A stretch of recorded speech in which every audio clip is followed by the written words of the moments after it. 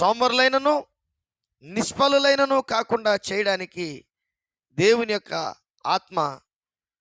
నీ జీవితంలో ఒక ఉన్నతమైనటువంటి స్థితిని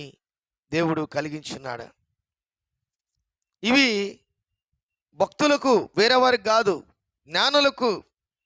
ఆశా నిగ్రహం కలిగినటువంటి వారికి, సహనం కలిగినటువంటి వారికి, ఇంకా చెప్పాలంటే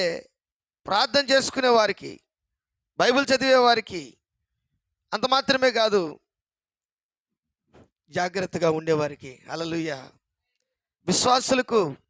సద్గుణము కలిగినటువంటి వారికి, మంచి గుణము కలిగినటువంటి వారికి, ఇవన్నీ ఆ 9 ఆత్మఫలాలలో ఉన్నటువంటి విషయాలు తొలగిపోకుండా, జరిగిపోకుండా, వాటిని క్రీస్తు మనకు అనుగ్రహించాడని వాటిని అనుభవిస్తూ మనం జీవించాలని దేవుడు కోరుకుంటున్నాడు. ఇది